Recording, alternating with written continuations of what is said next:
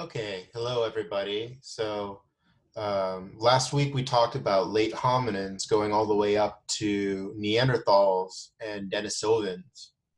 Today we're going to talk a little bit about the complex ways that early humans, our own species, Homo sapiens, evolved. And this does not seem to be a quick process. It doesn't seem to be a simple process where one moment there are non-human hominins that are just like us, and then the next there are hominins that are us or Homo sapiens. It seems like there's a multi-stage process with anatomically modern humans developing first, and then what we refer to as behaviorally modern humans developing significantly later. And this brings up a lot of interesting questions about, again, how do we define species? Where do we draw these lines? And also, what is it to be human? What is it to be you and me? I think that archaeology gives us an interesting and different window into this question of what makes us us, looking at how we develop and such. So, starting off, there's generally archaeologists agree that Neanderthals and archaic humans split somewhere around 700,000 years ago from a shared ancestor, and really stopped interacting maybe as late as 270,000 years ago in terms of their population. So Neanderthals are in Europe, and archaic humans are in Africa. We can say that the last common ancestor that humans and Neanderthals probably had is a variant of Homo erectus called by some Homo heidelbergensis that existed from 700,000 to 300,000 years ago, and it has a intermediate cranial volume of 1,250 cc's.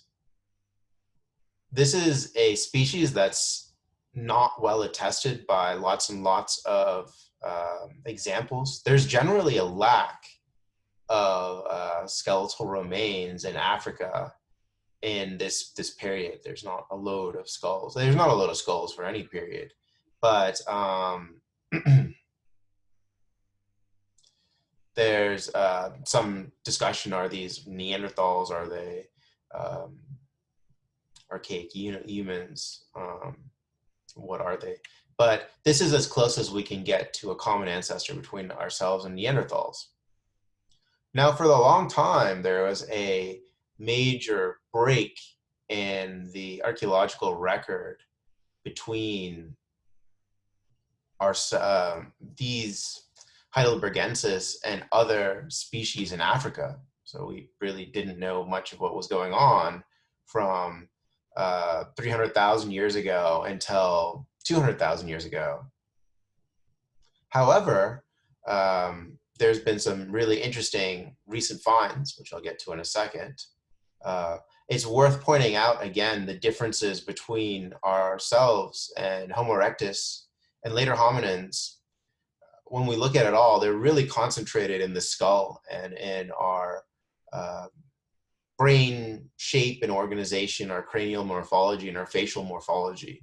So this is where what we really focus on, and this is where lots of splitting and lumping and debates occur about the different species in the process.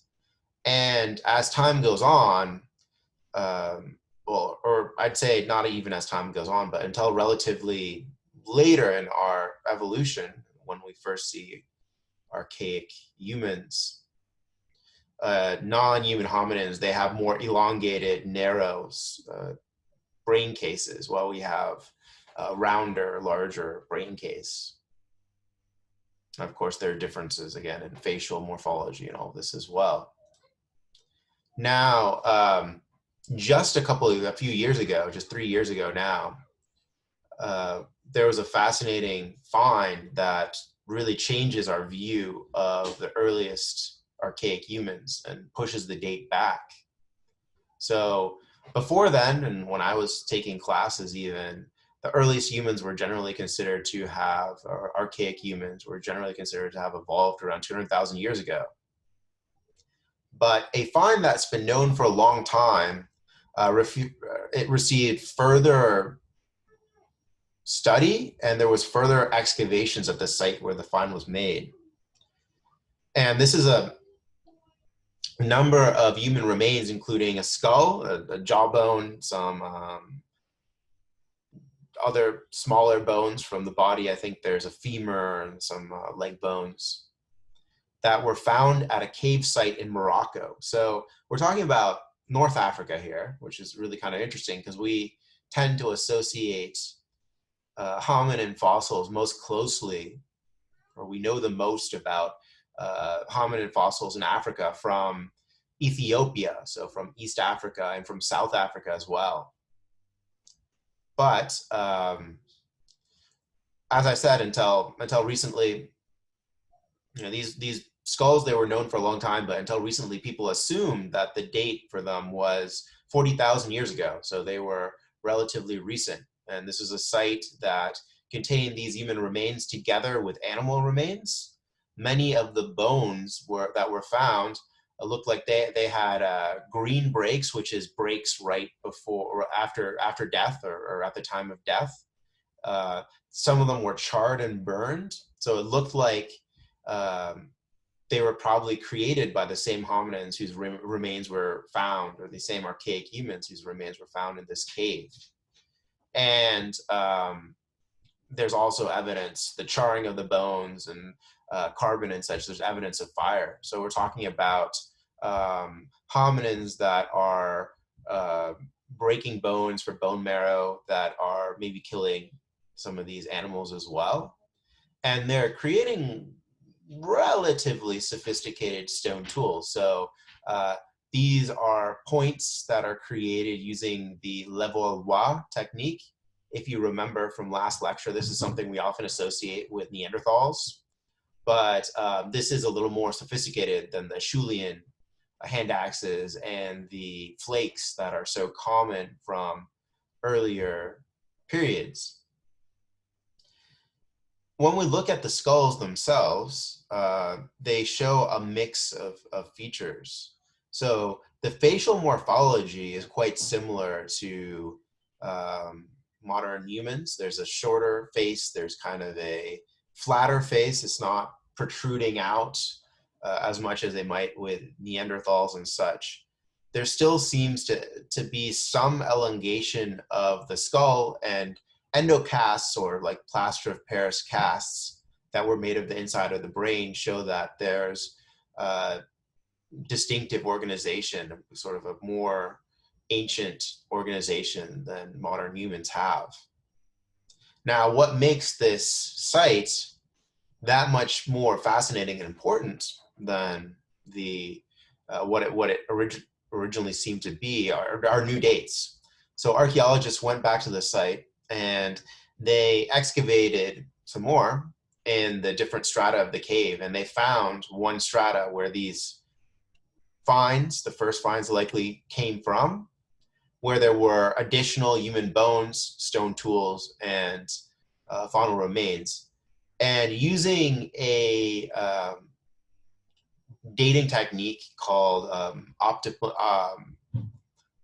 resonance spin dating. I'm not going to go into exactly how it works, but this has to do with the crystalline structure of the rock grains or the dirt grains, and their exposure to light and such. But using this technique, they were able to come to a new date of 286,000 years, plus or minus 32,000 years. So if you remember, at the beginning of this slide, I said that the previous earliest hominin remains were from, or widely agreed upon hominin remains, and we're going to mention them quickly, we're going to get to them, were from 200,000 years ago. But these are now 280,000 to maybe even 300,000 years old. So this pushes back the date And again, this is also interesting because this is in North Africa. This is not in sub-Saharan Africa. It's not in Eastern Africa and South Africa, where so many other hominin fossils have been, and where we traditionally associate as the heartland or the homeland of hominids and possibly even our ancestors. So this is a really fascinating find. And this find actually caused archaeologists to reevaluate another early find that was from South Africa. This is the Floresbad skull. It was found in like a sinkhole that was full of animal remains from predation. So if you look at this skull carefully, you're going to see some pitting on it. And those are actually bite marks from predators. So these were, this skull was found together with other animals that were, dragged near this hole and fell into this sinkhole preserved there. It was dated to 286,000 years ago. Now, originally based on the features of the skull, especially the prominent brow ridge and sort of the more robust face, and also to some degree the skull being a little more elongated, people argued that this might have been an example of Homo heidelbergensis or an earlier non-human hominid. But the investigators who just dated the remains from the site I just mentioned in Morocco, they've argued now that this might also be an example of archaic humans. And think about this for a second. What does this mean if we have remains of archaic humans? So when we say archaic humans, they're skeletal remains that are close to, they might not be identical with, but they're very close to the anatomy of modern humans. This might suggest a more complex evolution with inputs from various parts of Africa and such than we might have previously thought. Now, just to briefly mention, the previous oldest known remains are from a site called Omo. There are multiple remains of skulls. The most complete one is shown here, the Omo 1 skull. And they're found 195,000 years ago in Ethiopia. And again, if we think about hominins generally, this is really more the traditional homeland of hominins. So this fits a more traditional narrative. Now, what's interesting about all of these remains, and like a question to think about, is to what degree are these Homo sapiens or humans in the modern sense? So what sorts of capabilities did these individuals have? Did they mirror the capabilities of modern humans? While there's more and more information coming out and sites, and some of the sites like the site I mentioned in Algeria and in North Africa are showing some more sophisticated tools, there's still reason to doubt that these archaic Homo sapiens were capable of the complex social behaviors, technological innovation, and broad-based adaptations that modern humans are. And this brings up some interesting questions to think about generally when we think about who we are. And also, how do we identify ourselves in the archaeological record? So this is the other Omo skull. And this brings up a question. So what are some of the hallmarks of modern human behavior? And when do we first see these hallmarks archaeologically? So what do we really want to get to when we think of hallmarks of human behavior? We want to get to language. So symbolic communication, that's language essentially. Can we find preserved remains of language before writing necessarily? And writing is something that only occurred within the last 7,000 years. So it's something that's fairly recent. How do we figure out when language comes about? That's one major question that we should all think about. Another question that when we talk about humans and behaviorally modern humans is our abilities to innovate and invent, which lead us to be able to exploit a wide variety of niches in the environment. How do we identify that inventiveness, that adaptability that modern humans have, and when it first came about? I want you all to think about those questions for a second. So speech, as I said, speech, symbolic thought and creation, and the ability to live in varied environments with technology. So adaptations like cold weather clothing, for example, have allowed humans to colonize new parts of the world that they just couldn't live in previous to these inventions. How do we identify all of these things archaeologically? So archaeologists have come up with some markers, and some of these are indirect. Again, we can't reconstruct the brains of ancient humans necessarily directly. We don't have direct evidence of speech, but some of these things show increased inventiveness, greater ability to communicate symbolically, and greater social behavior as well. So cooperation, working as groups.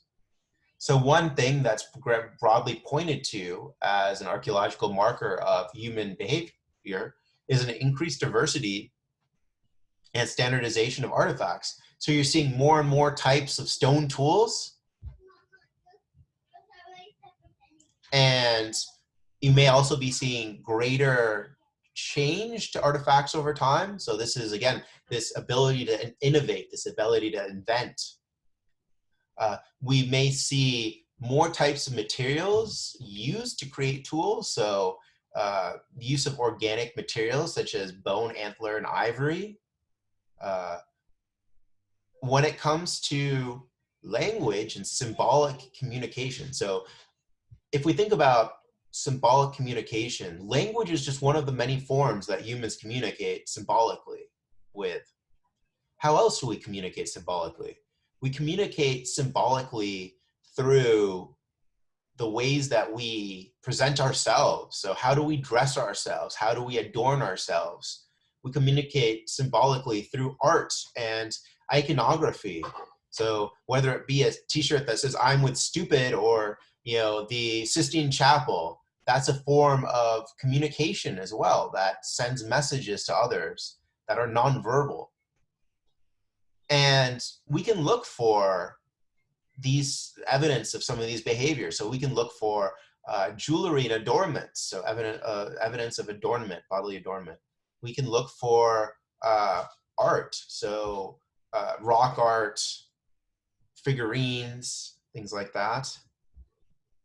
Another piece of evidence that's been highlighted as a sign of behaviorally modern humans, or behaviorally modern human behavior, is the organization of space. So a clear organization of living spaces. So we have dwelling structures, we have hearths where cooking occur, there may be butchery spaces, all these different things. Another sign of inventiveness we can look for are what are referred to as broad spectrum economies. And this refers to the consumption and processing of varied foods. So is there evidence of the use of marine or lacustrine? When I say lacustrine, we're talking about rivers and lakes, food sources, as well as animal remains and plants and such. And finally, another indirect piece of evidence of this more, or this capability to innovate and invent, is the occupation of more challenging environments that require specialized adaptation. So going into colder environments that require clothing, for example, crossing bodies of water in watercrafts.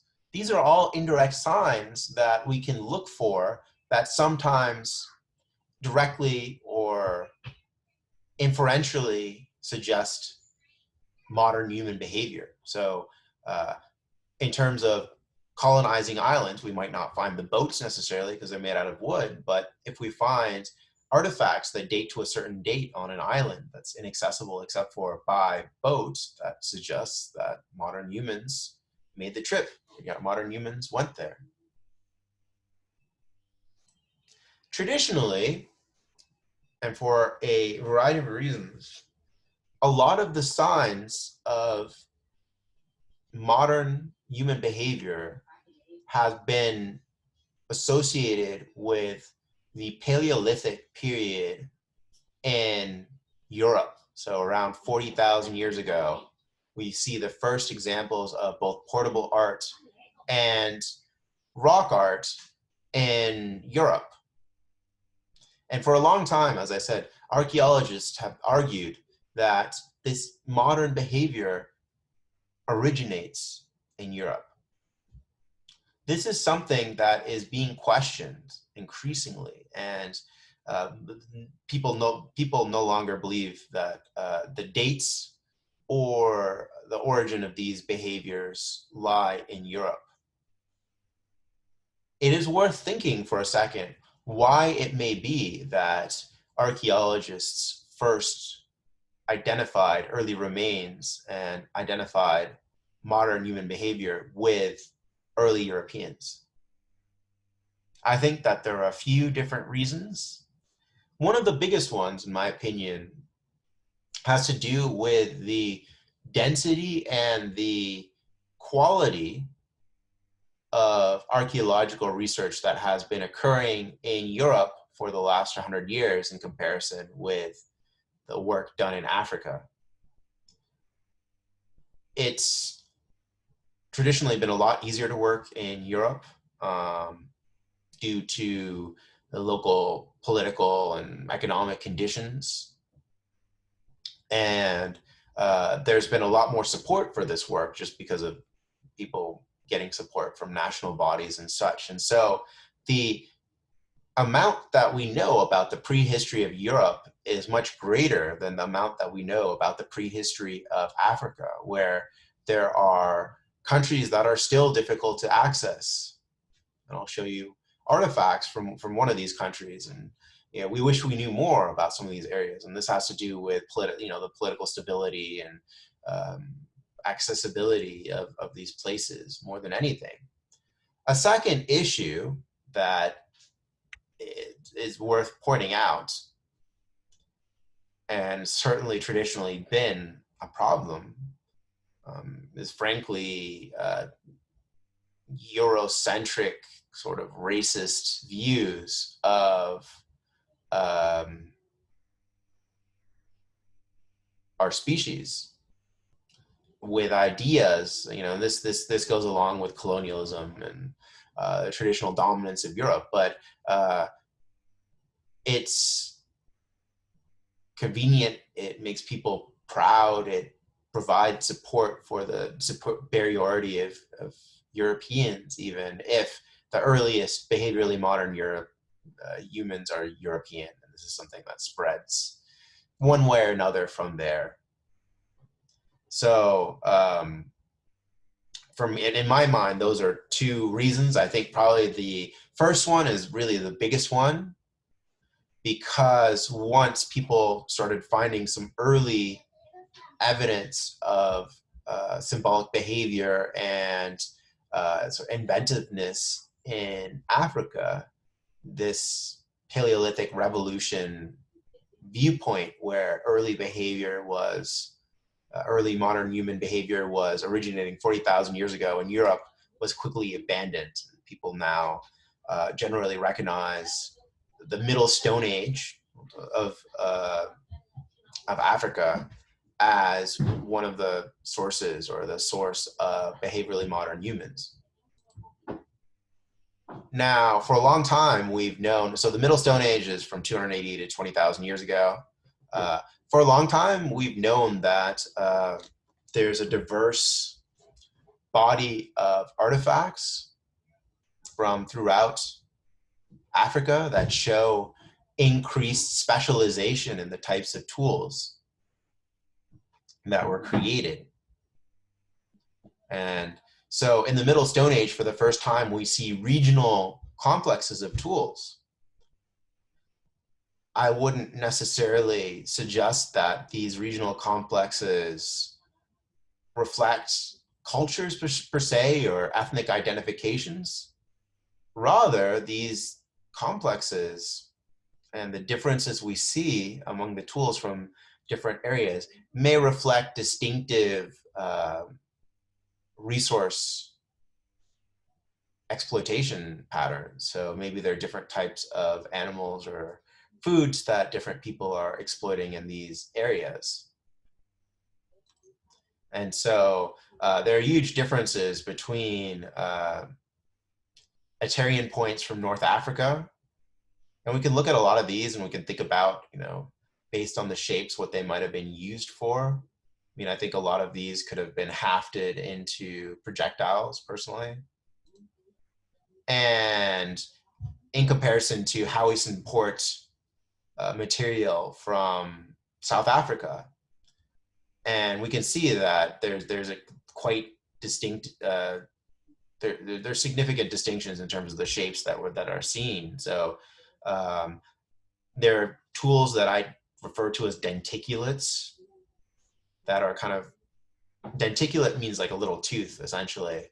And these are the kinds of things that you could use for punching. And some of these, I think, may well be better suited for scraping.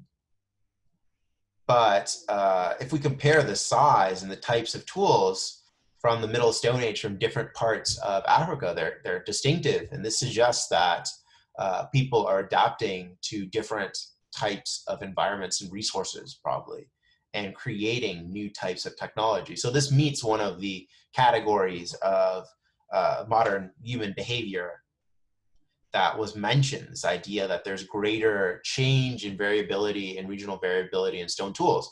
And remember that earlier stone tool types lasted for hundreds of thousands, if not millions of years. So Oldowan tools last for over 1 million years. Acheulean stone tools, they last for over 1 million years. The Mousterian, which is Neanderthal, lasts for hundreds of thousands of years. So these are still long-lived and somewhat difficult to date completely, because often with stone tools, you're finding them in contexts that might not be, they might be washing out, they might not be datable. So the dating of these alone is broad, but they suggest regional variation. We also see some of the first bone tools. So these bone, like harpoon points, I'd say nearly, are from a site called Katanda, and they're in the Central African Republic, I believe, or in the Congo. They're in the Congo. They're from the Congo. So these have been dated to 90,000 years ago. And this shows an ability to create tools in a new medium, in bone. Unfortunately, there's been very limited archaeology that's been done in the Congo, just because it's such an unstable and difficult place to work. But finds like these suggest that it may be a promising place to look for archaic human remains and evidence of behaviorally modern humans as well. So we're seeing diverse stone tools. We're seeing evidence of tools that are made out of other materials. We're also seeing evidence of bodily adornment. So in South Africa, at a site called Blombos Caves, there's evidence of beads. So these aren't actually ostrich shell beads. This is a myth. These are small snail shells. So disregard the text here. But these beads are clearly modified. We can see that there are holes that are drilled through them. And what were they used for? What do you all think they were used for? We're probably talking about a necklace of some sort. These are 77,000 years old, plus or minus 3,000 years. And I can't remember if they're carbon dated or there's another dating method used. So carbon dating has it's limited to, it's probably carbon dating because that's limited to about 100,000, 20,000 years. In nearby sites on the Classes River in South Africa, there's evidence of ochre. So ochre is a stone that can be used to, or it's a material, it's a mineral that can be used to create a red pigment. And there are lines that are scratched in the ochre that are probably created by humans. These are associated with artifacts, and it suggested that the ochre may have been used as a form of body paint. And this is another piece of ochre that's even more clearly marked by or created by humans. So this is from Blombos Cave again, and it's 77,000 years old. We can see that somebody etched a crosshatch design into it. So this is early art of a sort, we could say. And this is also possibly used for bodily adornment. We have evidence in South Africa as well of early decorated containers. So ostrich eggs they're the biggest single type of egg you can find in the world. And they have shells that are extraordinarily hard. These features make them an ideal container for things like water. So an ideal container for liquids. And these ostrich egg fragments that date to 60,000 years ago, they're probably remains of water containers that are decorated with lines and painted and such. So these are ancient canteens, we can say. Archaeology done in South Africa has also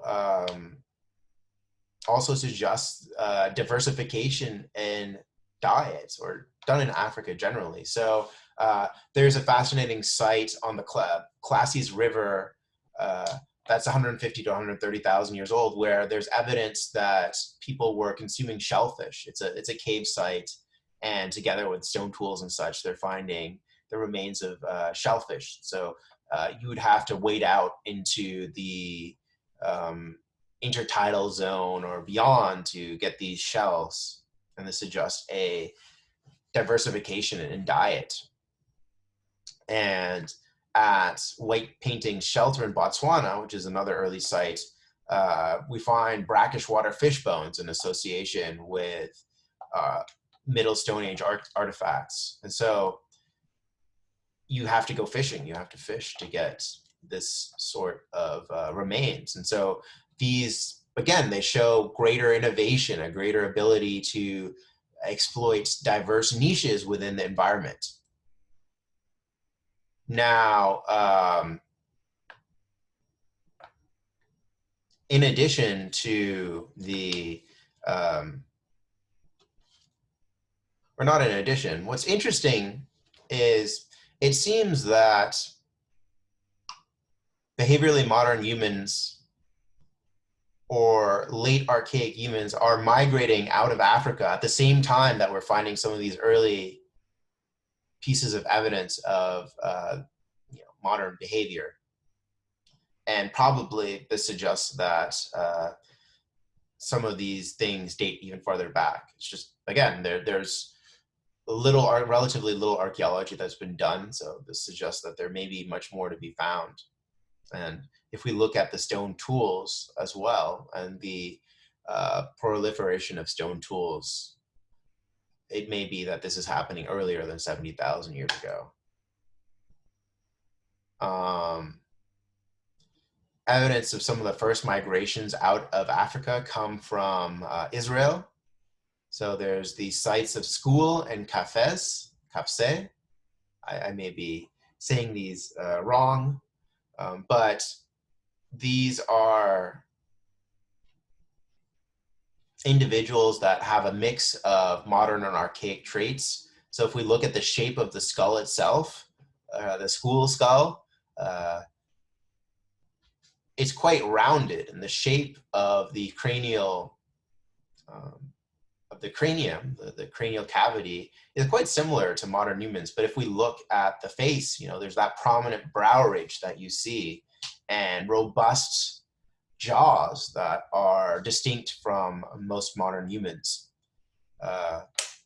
So we're seeing this, these gradual changes. 20 individuals have been found between the two sites. There seems to, some of them seem to have been buried. There's shells that are from the Mediterranean that were carried over 30 kilometers that have been found at School. And there may also be some ochre, though all of these hallmarks of modern human behavior are a little less clear here. We don't know if the ochre was used or if it just happens to be there. The fact that the shells were carried a long distance are interesting, but they're not modified into jewelry necessarily. Another question that's interesting about this area is it's an area that was also inhabited by Neanderthals. But it seems that humans and Neanderthals did not necessarily live here at the same time exactly. So this period of 120,000 to 40,000 years ago, or even 15,000 years ago, this is a period in the ice ages with significant environmental change occurring over time. And it seems like humans were occupying the area in a warmer, drier period, or a warmer, wetter period, I want to say, while Neanderthals were occupying it earlier and later and colder and drier periods. So there's debates whether or not there's overlap. The remains that have been found so far suggest that there may not be overlap, or there's not evidence of overlap so far, but who knows?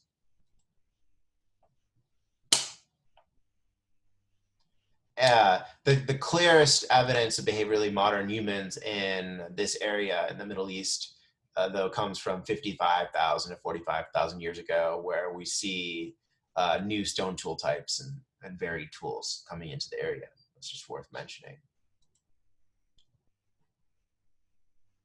One of the biggest questions that we have, and something we dealt with a little bit last class, but not much, is how did hominins and behaviorally modern humans interact, or how did hominins and Homo sapiens interact? So when we talk about hominins, we're primarily talking about Neanderthals and Denisovans, though we may also be talking about other species that we don't know about yet. And there's some intriguing suggestions that there are other species in terms of the DNA that are seen in archaic humans and Neanderthals and Denisovans. There may be other groups that are interbreeding.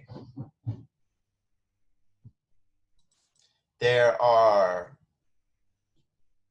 different views of, traditionally different views of the origins and evolution of archaic humans that get to these questions of interaction, and those are worth thinking about first. So before a lot of the DNA work, there was a debate of that pitted like candelabra model or the out of Africa model, where the idea was that all archaic humans originated in Africa, against a multi-regional evolution model where earlier species originated in Africa, and some archaic humans developed in Africa, but humans, they evolve out of a genetic interchange between hominins in Africa, Asia, Australia, and Europe. So this idea that material is coming back and forth, and ultimately humans are this mix from these different places. And, we all move around and such. The DNA evidence, though, is fairly overwhelming to suggest that our origins as a species, outside of some small contributions, are in Africa. The second, the other two models refer more to how humans interacted with other hominins. So this takes the out of Africa model as a starting point. And the question is, did we replace and drive into extinction the other hominins, or did those other hominins die off for other reasons? And we'll get to what those other reasons may be. Or is there some degree of assimilation? And that assimilation model is different than the genetic interchange model. So assimilation assumes that a form of our ancestor, all our ancestors originated in Africa, but there's a small degree of assimilation of some Neanderthal and Denisovan traits into the into regional populations. So Neanderthals in Europe and Denisovans in Asia and Australasia.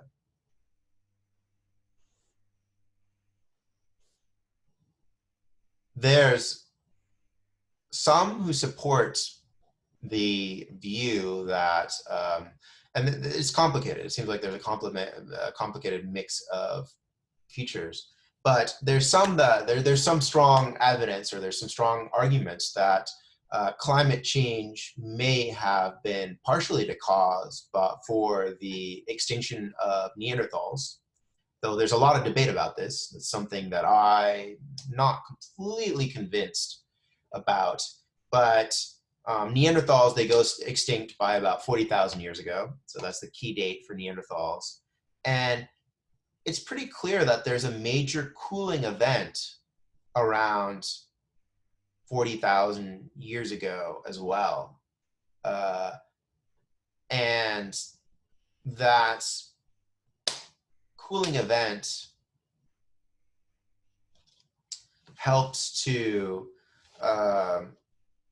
especially harsh conditions in Europe and in the Middle East may have led to the extinction of Neanderthals. I find this to be not completely convincing personally. If we look at the history of cooling and of warming events and these are from ice cores, so you can actually create very sophisticated climate reconstructions from ice cores, and this is based on materials blowing to the North Pole and Antarctica from elsewhere that are, and isotopes that are depositing with regular snowfall that are very sensitive to changes in temperature.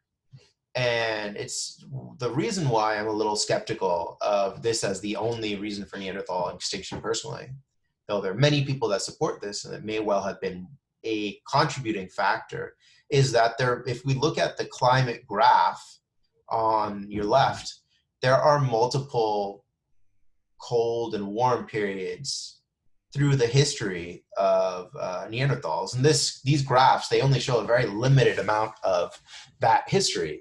So 40,000 years ago was not the first time that things got especially cold or where there were sudden climate changes. These events occurred before, and it seems like Neanderthals would retreat to reserve areas that were a little more amenable to their lifestyle. So they'd go south, and it seems like Spain and Portugal and Italy and the Middle East were sort of these reserve areas for that when things got colder, and they'd re-inhabit areas further to the north when they got warmer. So why was it that this last climatic event, yes, there's a big drop in temperature around 40, 50,000 years ago, why is this necessarily sufficient to drive them extinct when earlier events did not? What's interesting about this period, 50 to 40,000 years ago, is this is a period where there are mass extinctions as well. And the debates about mass extinctions of animals, and so when we're talking about mass extinctions of animals, we're talking about mass extinction particularly of megafauna. So these are animals that weigh more than 40 kilos. So 40 kilos is like 70 pounds, more or less. In Europe, in this same period, 21 of 37 genera that are over 40 kilo go extinct. So we're talking about woolly mammoths, we're talking about woolly rhinoceroses, and all kinds of other animals. They're large deer, they're different, red elk, they're different things like that. So some paleontologists, they make the same argument about these megafauna that are made about Neanderthals, and that is, climate change occurs and it was just horrible, and these animals couldn't survive due to either heating or cooling or a mix of the two, and so they go extinct. But to me, the dating of all of this, it's suspicious because we're seeing early tools popping up in Europe and early examples of modern human behavior around this point as well. And so an alternate hypothesis for both of these features, but going back to Neanderthals, is that humans arrive and they outcompete and replace Neanderthals. So if we look at the types of tools that were made in Europe by early modern humans, or behaviorally modern humans, they're a lot more sophisticated. We have bone needles, we have harpoons of different types, we have a wider range of lithic points and lithic shapes that are made.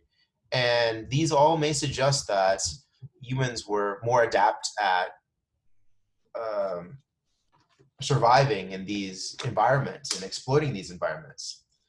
Does this mean that early modern humans were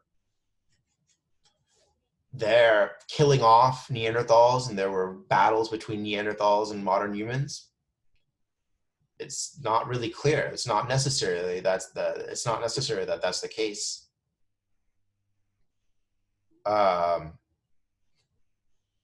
What's interesting though, what I find fascinating, and how to interpret this is something that's still being debated to a degree, is that there's not evidence for a clean replacement of Denisovans and Neanderthals by early modern humans either. And that evidence comes from our own genes. So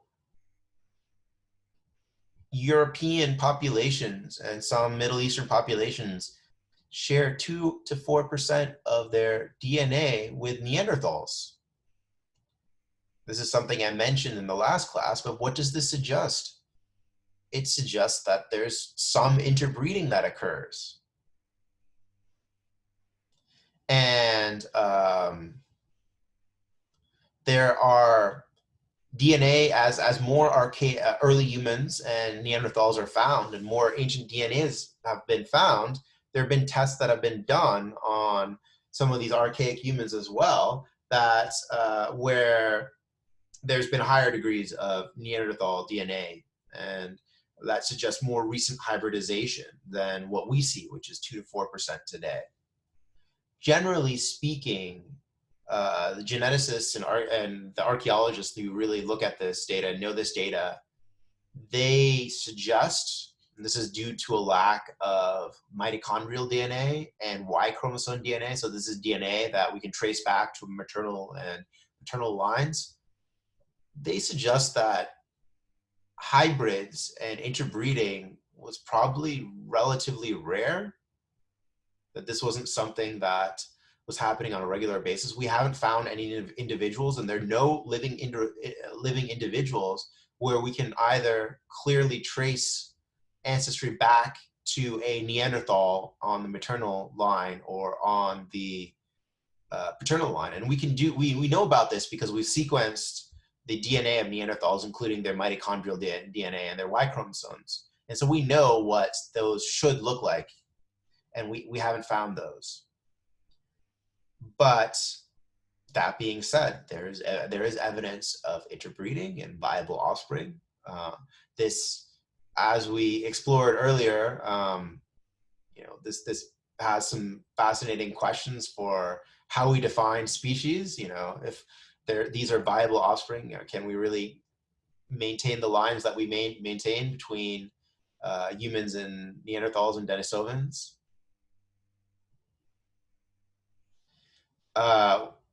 When we talk about Denisovans, 4 to 6% of Denisovan DNA can be found in New Guineans and Aborigines. So these are Australasian populations in modern-day New Guinea and Australia. What's interesting as well, the Denisovans from Denisova Cave seem to have been interbreeding with Neanderthals. That's what some of the genetic studies of those remains suggest. So this is a more complex situation where there's some absorption. So we probably, in my view, probably the most, I'll just go back for a second, the most compelling explanation is a mix of outcompeting and absorption of some of these populations for why we don't see Neanderthals today as a separate thing. And also, I'd add that maybe climate change was another stressor that added to all of this. As I said, I don't find it on its own as a convincing explanation for why Neanderthals went extinct, but there certainly are many people who make that argument, and I'm perfectly happy for any of you to subscribe to that argument yourselves.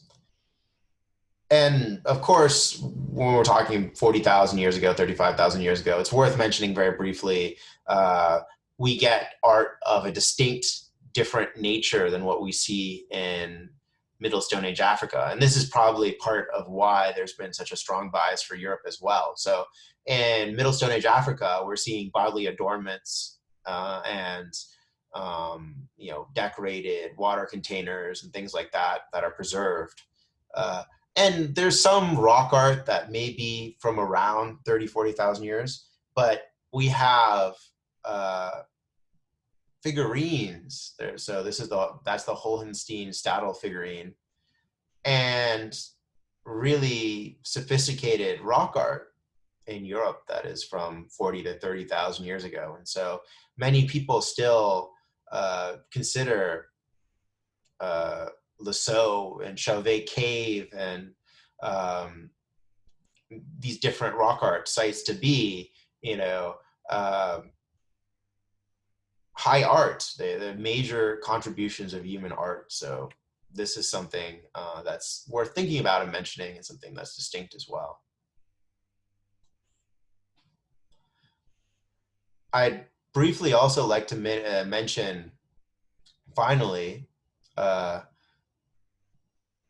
evidence of human migration to Indonesia and Australia, just because this is another interesting case study and evidence of how quickly humans spread after behavioral modernity. So we're still not sure how exactly humans made it to Australia and New Guinea, which were part of one continent. They must have built ocean-going craft. We don't have the remains of those craft today, but it's a significant body of water. Even back when 40,000 years ago, 50,000 years ago, when sea levels were significantly lower than they are today, and the distance between Southeast Asia and Australia / New Guinea was significantly less than it is today as well. So how did human populations cross? They must have used boats of some time. the oldest known skeletal remains in Australia come from a individual known as the Mungo Man from the site of Mungo. They're dated to 40,000 years ago, but there are artifacts that may be from 50 or 60,000 years ago. So we have early examples of ochre and local stone tools from Mungo as well.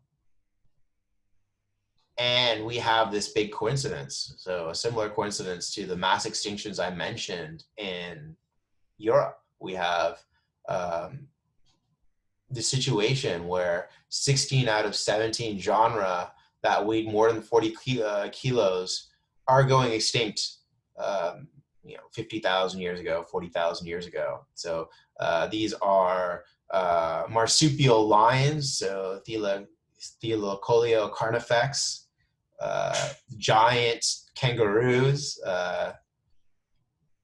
giant marsupials called diprotodons, and even huge lizards that are bigger than modern Komodo dragons, and giant ostrich-like birds. So imagine KFC today with one of these things. Imagine the drumsticks you could get. I'll just put it that way. So what's interesting is that coincidence again, humans show up 50 to 40,000 years ago. The megafauna die out 50 to 40,000 years ago. What's different in Australia than Europe is the climate is more stable. And this just has to do with the position of Australia and such. And these megafauna have been much more resilient in earlier periods. So what caused their deaths? Probably we're talking about migration and hunting and such. So I bring this up, and it's worth thinking about these mass extinctions. And we'll be talking about mass extinction in North America a little bit next class when we talk about migration into North America. But this is another byproduct. This is another result of behavioral modernity. We have the hunting and killing off potentially of large megafaunal species by behaviorally modern humans happening relatively quickly. So this is another sign, we could say, potentially. And it's a fascinating byproduct. I mean, we're an ongoing source of extinction. So right now, probably one of the worst extinctions that's occurred in the history of the planet. And this includes, the asteroid that killed the dinosaurs, and then it includes the Permian extinction.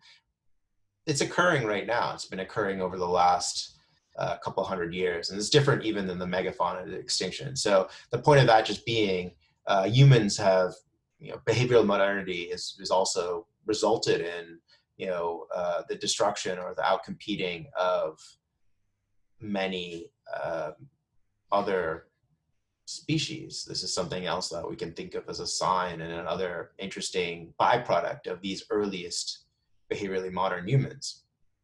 So that's it for today. And see you all next time.